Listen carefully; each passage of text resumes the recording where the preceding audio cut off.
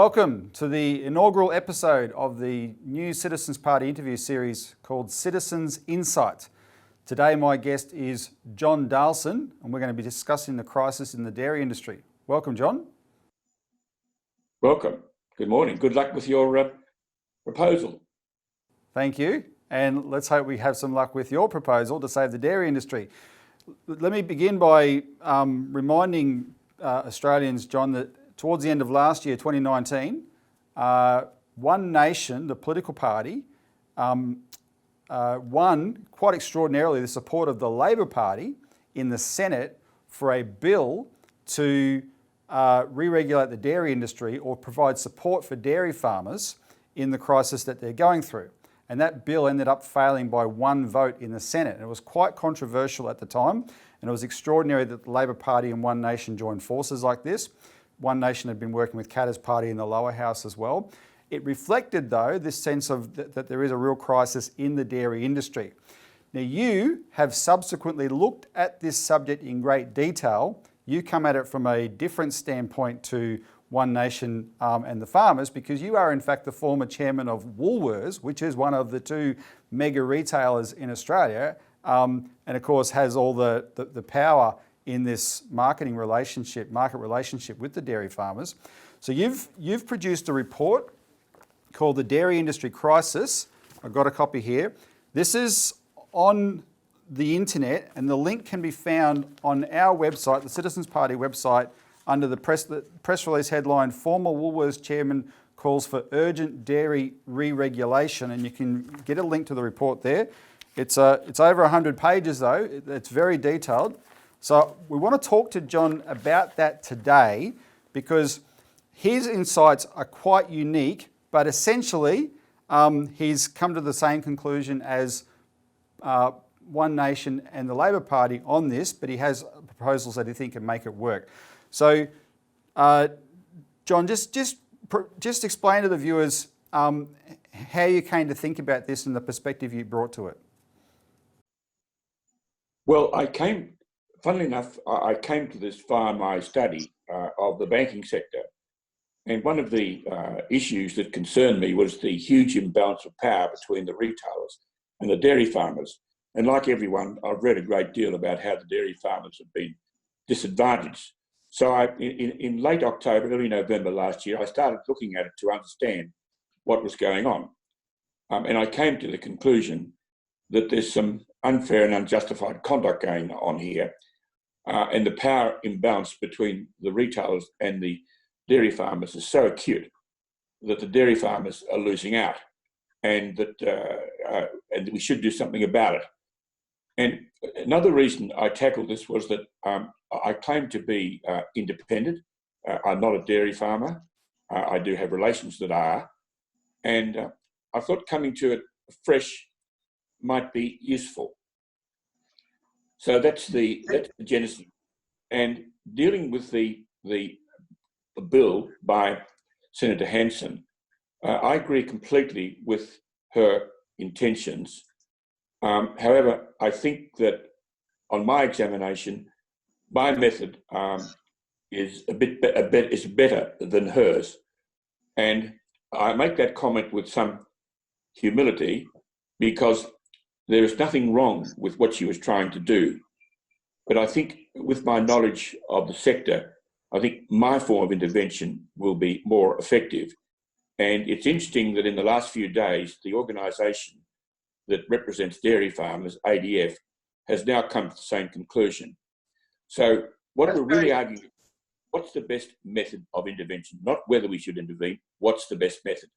Now that is very significant. Before we get to your specific proposal, I wanted to draw out your argument for intervention though, because this is quite key. What we have we have this sort of default setting in the governing parties that government shouldn't intervene, and you're not exactly an interventionist yourself. You come at it from a free market standpoint, but isn't your essential argument here that, as you state in your report, the market is broken?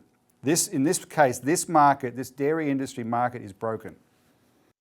Yes, I have. I am not an interventionist. I am, as you would expect from my background, a free trader. But I believe there are limits to free trade, and that's becoming the conversation today by a number of people and some quite famous economists. The real issue is the nature of that intervention. Now here, I think there's a strong case for intervention because the supermarkets have so much control over pricing, etc. And 80% of three of them control over 80% of the market. So there's limited choice for suppliers. So the issue is how the supermarkets exercise that power. And some of my arguments apply also to some of the other suppliers to supermarkets.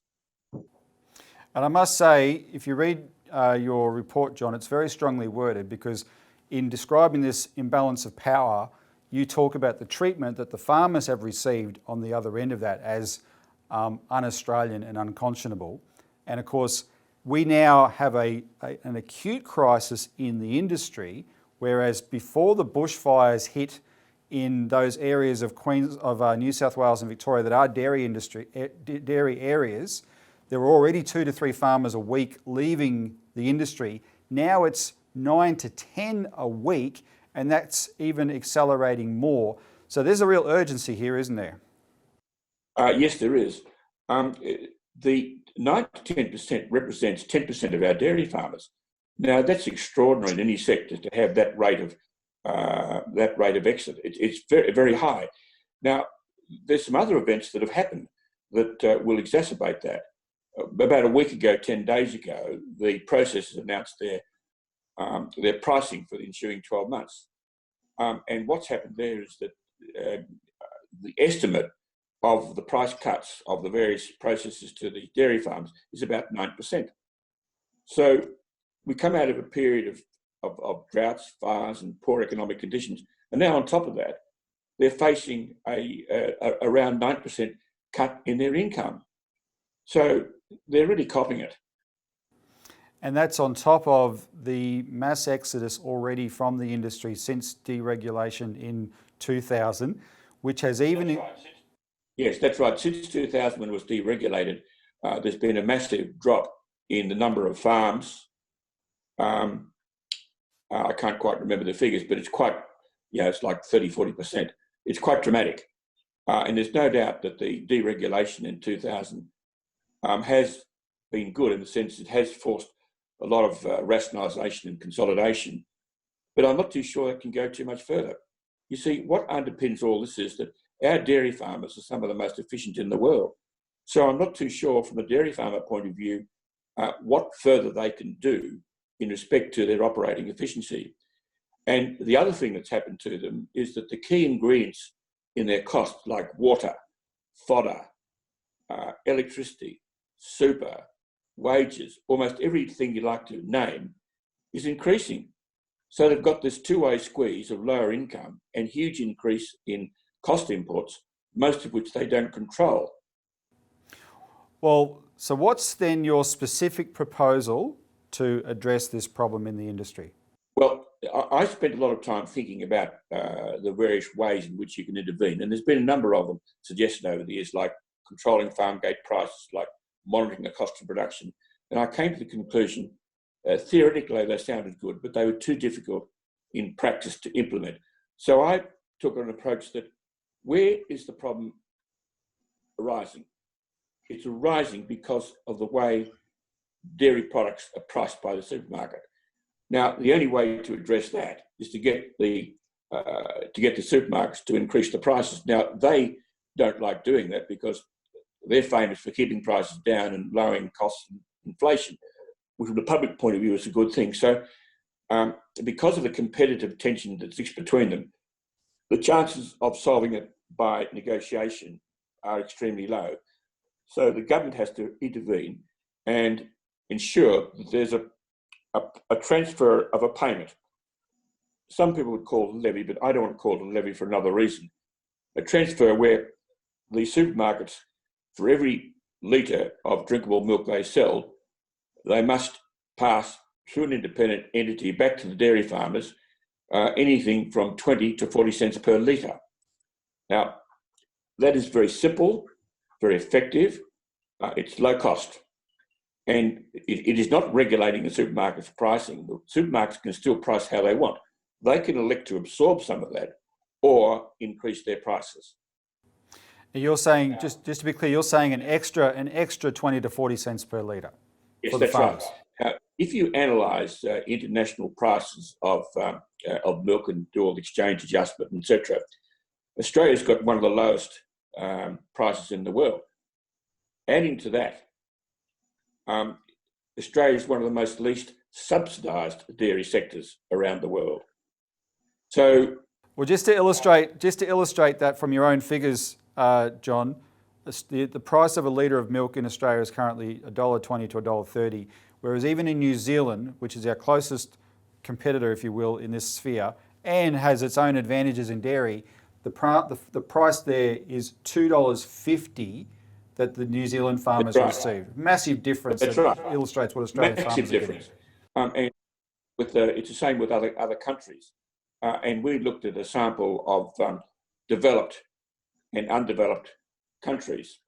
One is $1.70 and the other is $2.70. So it would not be an unfair impost on the consumer for the price to increase by that amount if you want to compare with other countries around the world. Now, there are some countries that have got lower figures, not by much, and they tend to be countries where there is massive government subsidies. And here in Australia, we have no government subsidies. We're one of the least subsidised sectors. I'm talking about agriculture in the world, and I just think it's got out of whack. Now you have a sense that the Australian consumer wouldn't really complain about this, and I agree with you because, for instance, before the Coles Woolworths price war that drove milk down to $1 a litre, Australian consumers weren't exactly complaining about the price of milk, that what it was before then. So if they see the fairness in this, your sense is they would happily accept this price increase. Well, there's another way of looking at that. If you look at things like fruit, vegetables, seafood, and meat, those products gyrate in pricing by anything up to 50 to 100%. And consumers affect that because of the seasonal elements. Now, dairy, because they have annual contracts and because of the enormous investment in processing, you can't have that amount of gyration. You've got to have a reasonable amount of certainty.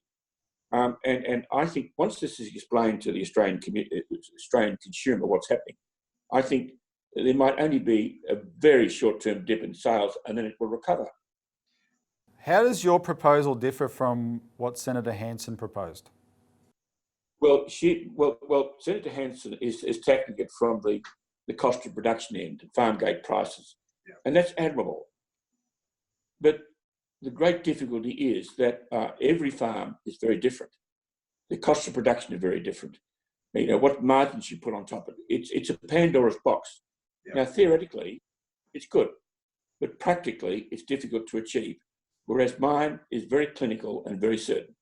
X cents per drinkable milk sold by resellers goes back to every farmer in proportion to the milk they deliver to processors, whether that milk is used as fresh milk or whether it is used for manufactured product. It is so simple.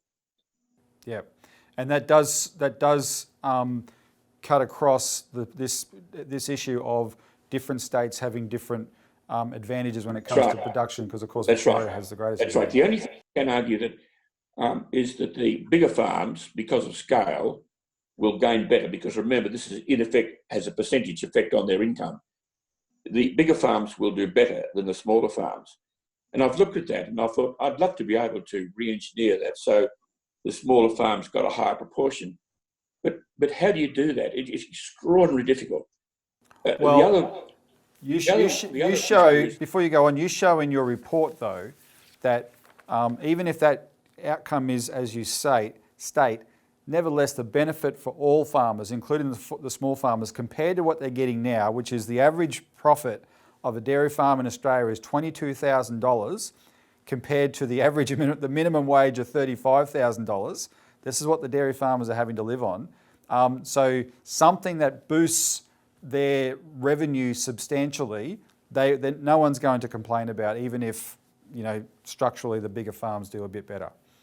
Yes. The other thing you've got to remember is that whilst take a 40 cents transfer payment, the farmer only gets about 13 cents of that.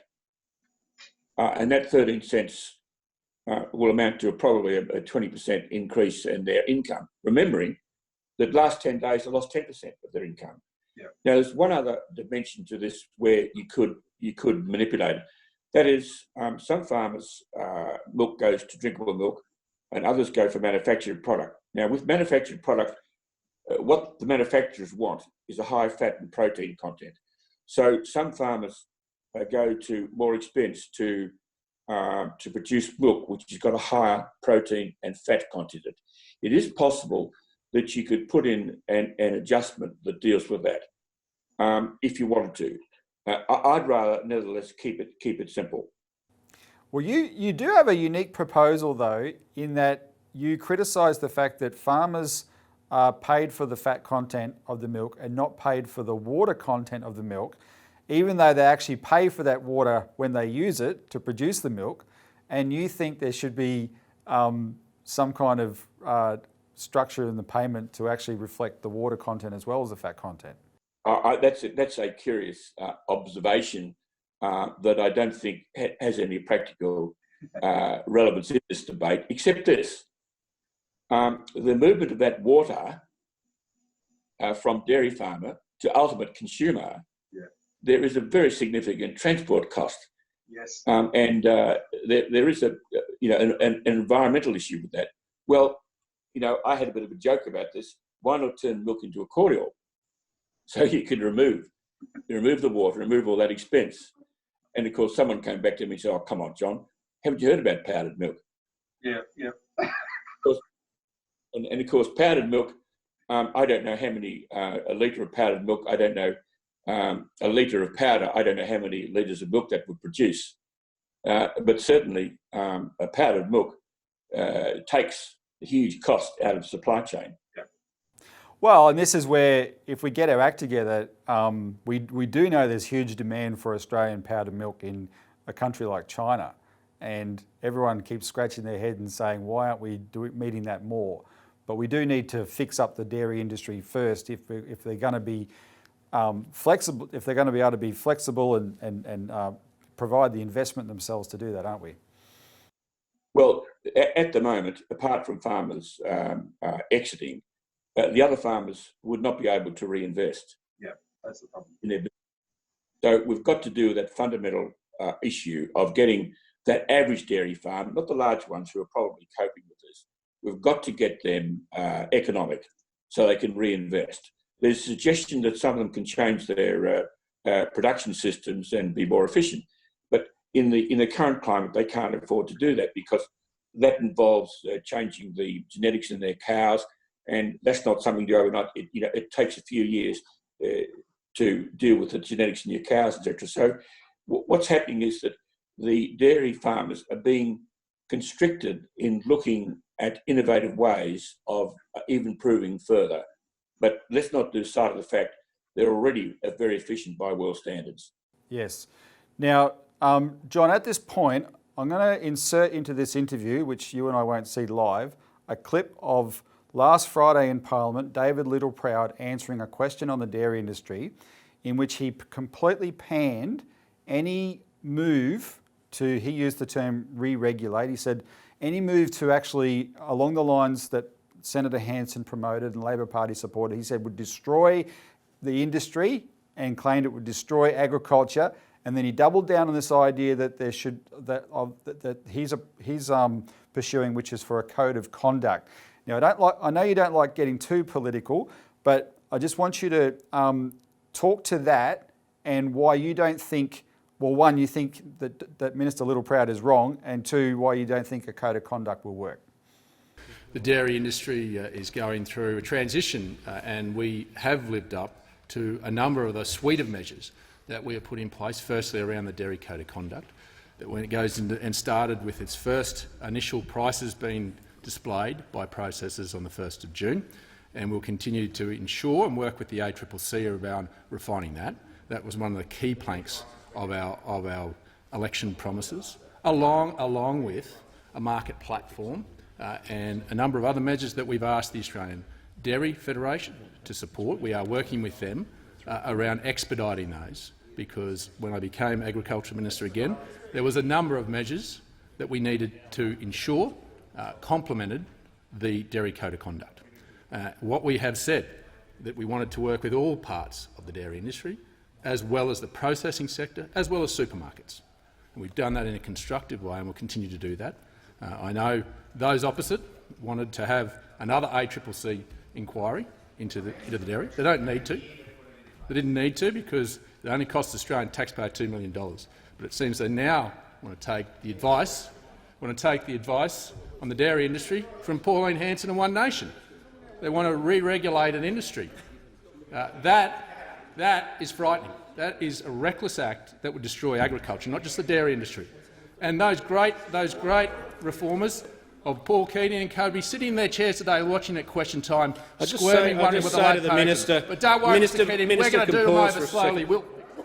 Well, by definition, a code of conduct is about behaviour, not about dealing with structural problems. And all codes, and in particular the code that exists between dairy farmers and processors, is not working. All that code does is tries to regulate the way the parties relate to each other. It doesn't deal with the fundamental issue of pricing. And processors can walk away from it. So codes are well-meaning but limited. Yep. Codes are not going to solve this problem here. Now, I'm sure the Minister would like an overarching code that covered all the agricultural sectors, not just dairy, perhaps modified because of the different dynamic in each sector. But the difficulty is you'll have extraordinary difficulty in reaching agreement with the retailers on the circular code. And when you start moving into that territory of trying to deal with the core issue of the pricing, you will never get agreement. Yeah. So I don't want to dissuade people from trying to do that. I'm just trying to be realistic about it, that it won't solve the problem. And I don't want time to be wasted anymore for dairy farmers going down the tracks of things that won't work. Now, we've had two Senate inquiries about this, one in 2011, I think the other one in 2017, where they talked about the code, etc., and they talked about the weakness in competition law. And as a result of that, they went down the track of codes, which haven't solved the problems. So we've had two Senate inquiries trying to solve the problem, and they haven't. So what I would say, I challenge someone to come up with a better idea.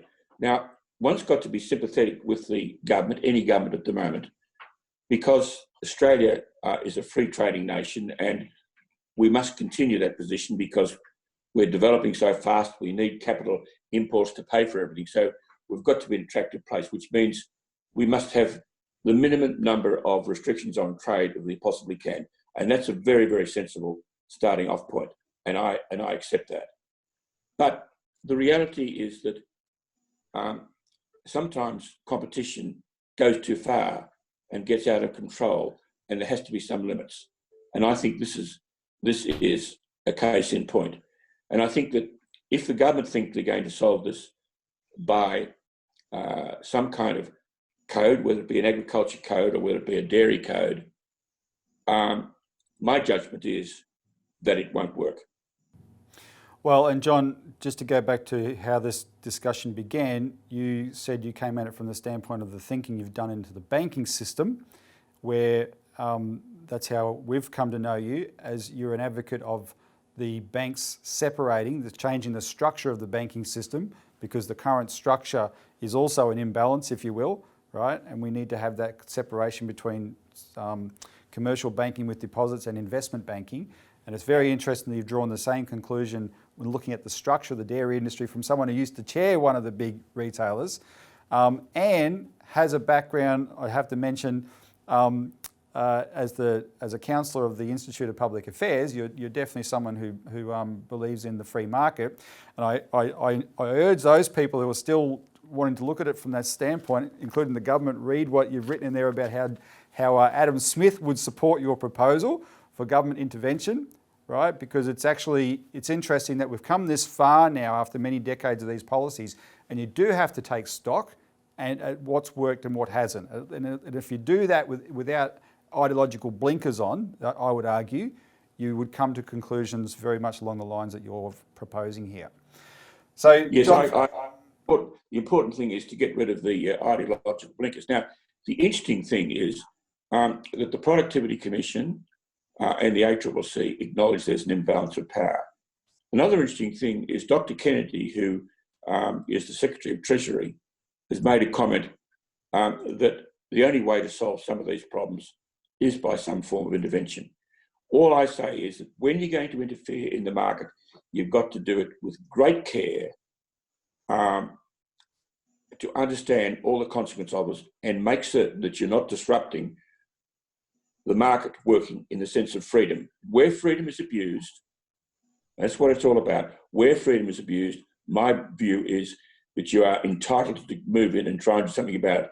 And my view is that this is going to be the discussion of the future, not free trade or non-free trade. The argument, the movement's going to be going forward is how should we intervene? Why we should intervene, and how we should do that without breaching the fundamental free trade of people, one person being able to deal with another without in an unrestricted way. So it's very delicate, very delicate.